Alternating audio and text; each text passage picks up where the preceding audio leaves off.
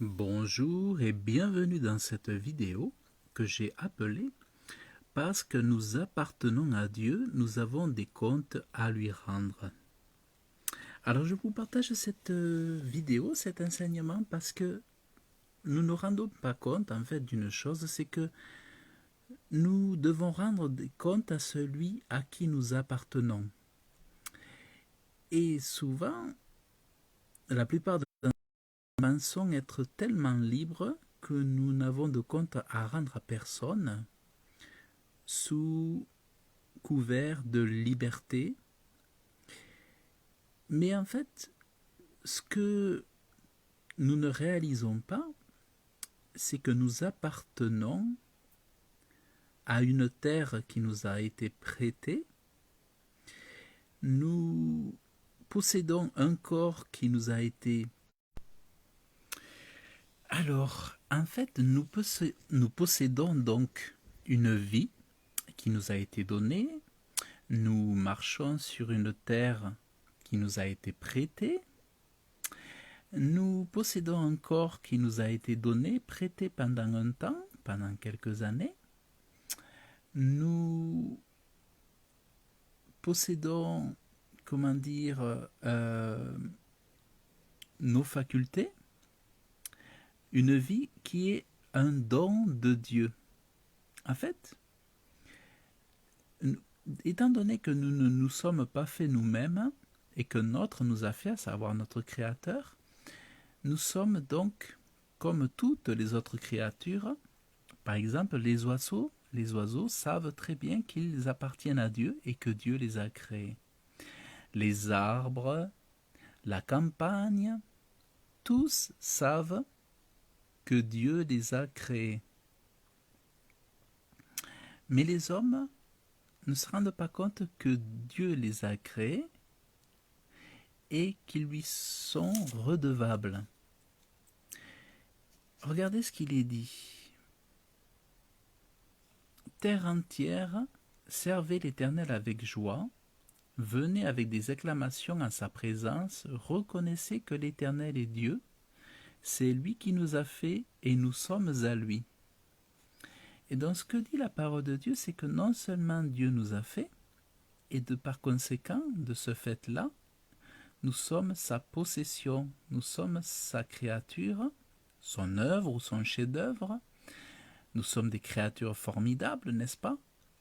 Mais comme c'est lui qui nous a créés, eh bien nous sommes ses créatures, sa possession, et tout ce qui appartient, tout ce qui vit sur la terre lui appartient. Parce que la terre, c'est un peu comme quand vous êtes dans un appartement que vous louez, même si on vous le prête, eh bien vous n'êtes pas le propriétaire, vous restez le locataire. Et vous avez des obligations, vous devez rendre compte de votre appartement. Et en fait avec Dieu, c'est pareil, il nous prête une vie, il nous fait don d'une vie, il nous fait don d'un corps, il nous fait don de talent, il nous fait don de tout un tas de choses, mais nous avons des comptes à lui rendre. Tout simplement parce qu'il est dit que c'est lui qui nous a fait et que nous sommes à lui. Et ce qu'on se rend compte dans la parole de Dieu, c'est que toutes choses sur la terre ont compris ça, sauf les hommes. Et pourtant, c'est les hommes qui se prétendent être sages et intelligents, et pourtant ce sont les derniers à comprendre cela. Dans la parole de Dieu, on voit que les animaux, les oiseaux chantent, adorent Dieu. Le matin, ils se réveillent, ils adorent Dieu, ils chantent. Même les arbres, même la campagne chantent à Dieu. Alors, en fait, même la campagne chante à Dieu. Regardez.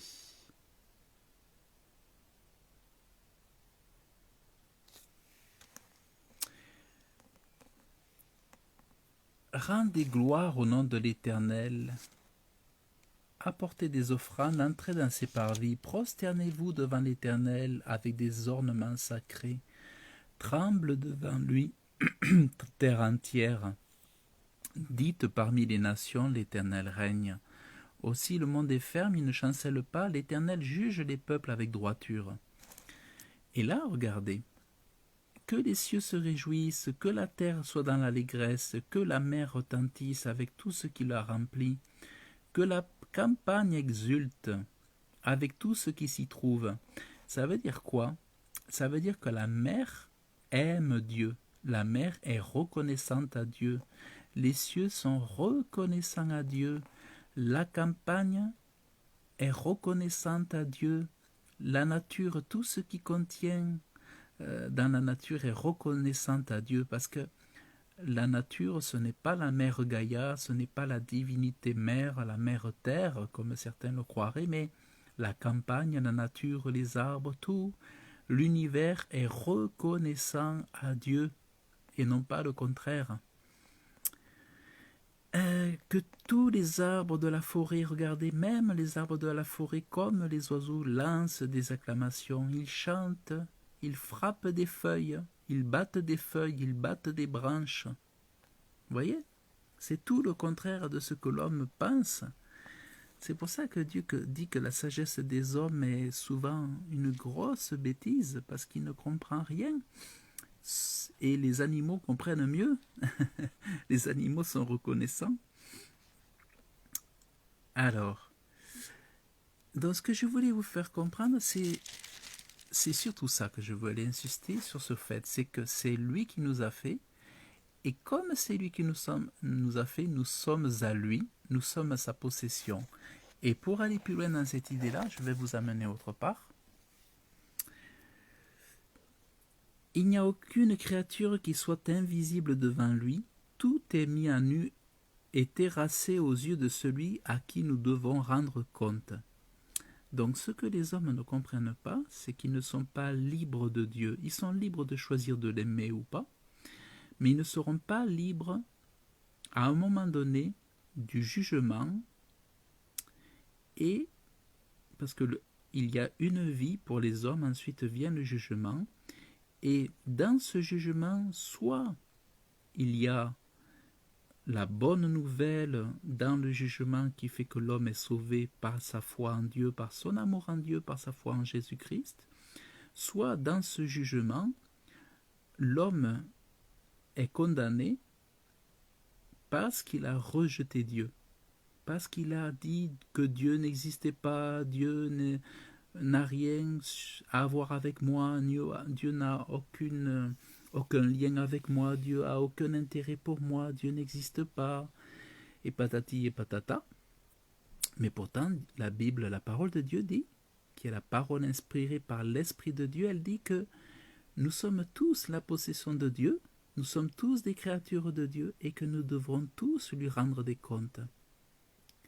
Et nous rendrons compte au jour du jugement de ne pas avoir aimé Dieu, de ne pas avoir aimé le Dieu qui pardonne les péchés, de ne pas avoir aimé le Dieu qui nous a donné la vie, de ne pas avoir aimé le Dieu qui nous a tout donné en définitive. Vous voyez? Donc nos malheurs ne s'arrêteront pas sur la terre. Si nous continuons de refuser Dieu, les malheurs dureront après la mort, après le tombeau, toute l'éternité. Parce que nous devons rendre compte à Dieu. Nous ne sommes pas, comme nous le pensons, nous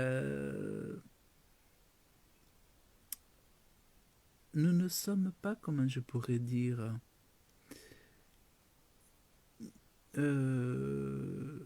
libérés de tout jugement devant notre Créateur. Nous ne sommes pas, nous ne pouvons pas nous détacher, enfin on peut le faire en apparence, se donner l'illusion de pouvoir se détacher du jugement de Dieu, mais viendra un moment où tous nous serons jugés par Dieu de l'avoir aimé ou de ne pas l'avoir aimé. Et c'est ça qu'il faut comprendre, parce que nous ne serions pas sa créature, nous n'aurions pas de compte à lui rendre. Mais dans la mesure où nous lui appartenons, nous avons des comptes à rendre à Dieu. Que l'on croit ou que l'on ne croit pas, nous aurons tous des comptes à rendre à Dieu. C'est pour ça qu'il est parlé de jugement. À un moment donné, vient le jugement de Dieu. Tous nous passerons devant le trône pour être jugés. pour notre incrédulité, notre dureté de cœur à avoir cru que Dieu est amour, que Dieu nous aime.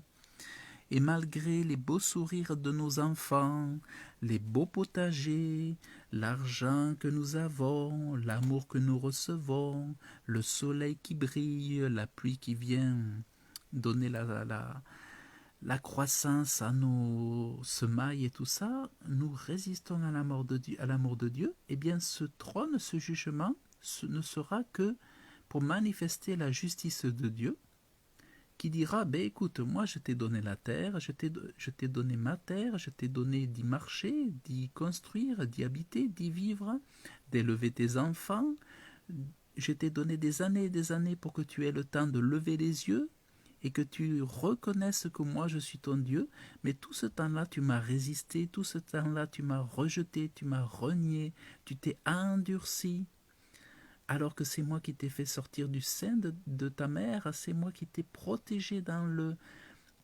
fœtus. Et pourtant, malgré tout, tu résistes encore. Et aujourd'hui, je te dis que non seulement je t'ai créé, non seulement tu es ma créature, mais tu es aussi ma possession. Et tu devras me rendre des comptes, que tu le veuilles ou non. Chacun appartient à celui qui l'a créé et chacun est la créature de son créateur. Voyez? Donc c'est vraiment important de comprendre ça.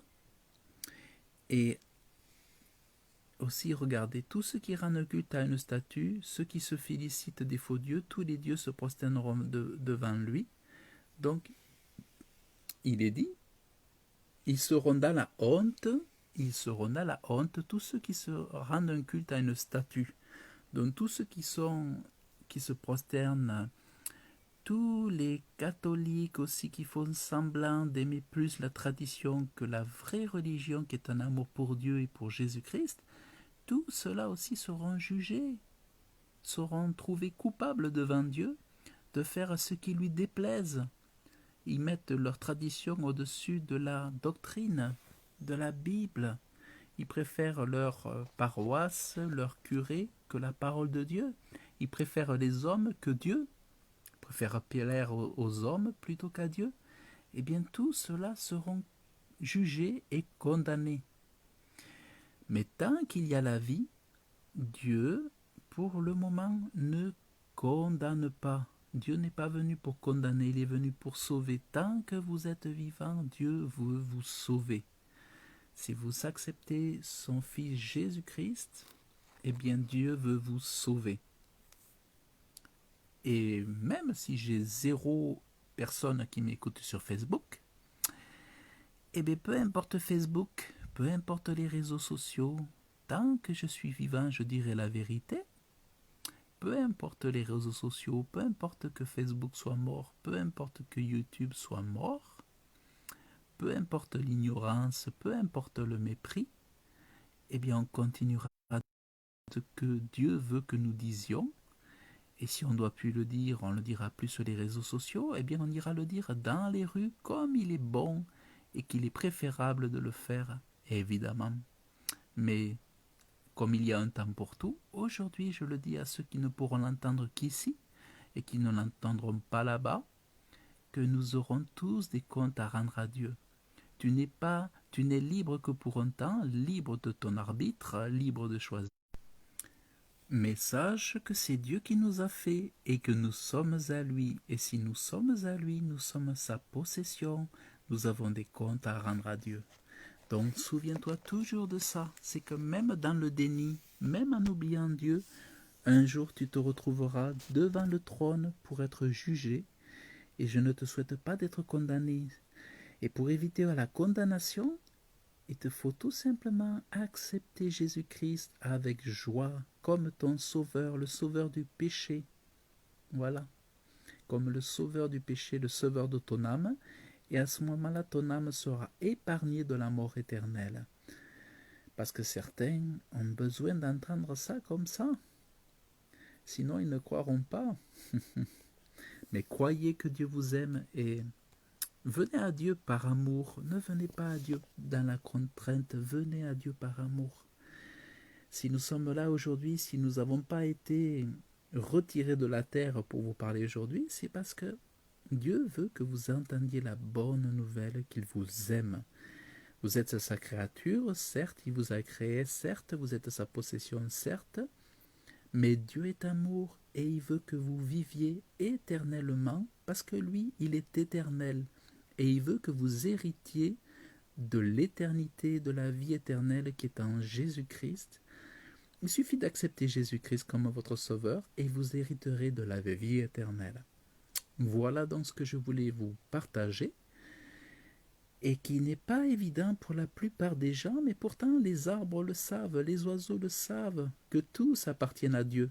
Mais les humains se croient tellement libres, on leur a tellement menti avec leur liberté, avec les droits de l'homme, qu'ils oublient qu'ils appartiennent à Dieu et qu'ils devront rendre des comptes à Dieu. Donc sachez-le. Alors si vous voulez retrouver ça, vous pouvez le trouver dans le livre de Hébreux, chapitre 4, verset 13. Et voilà, moi j'ai fait mon travail. Je sème la bonne semence. Je vous dis la vérité, car la parole de Dieu est la vérité.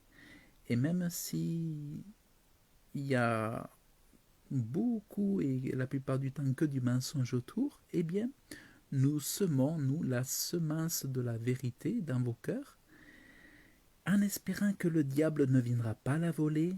En tout cas, au nom de Jésus-Christ, je suis très content de vous avoir partagé cela parce que c'est très important. Et voilà. Et je vous dis donc merci pour avoir écouté cette vidéo. Aucune vue, aucune visibilité sur Facebook. Et je continue de dire que Facebook est mort, que YouTube est mort. Je pense que c'est une prophétie, on prophétise la mort de ceux qui ont voulu tuer la libre expression, la mort de ceux qui ont voulu tuer l'humanité en donnant la picouse à tout le monde, hein, c'est ça. Mais nous proclamons que ces choses-là sont mortes, mais que des choses plus belles arrivent. Voilà. Allez, que Dieu vous bénisse et je vous souhaite une excellente journée et je vous dis à très bientôt.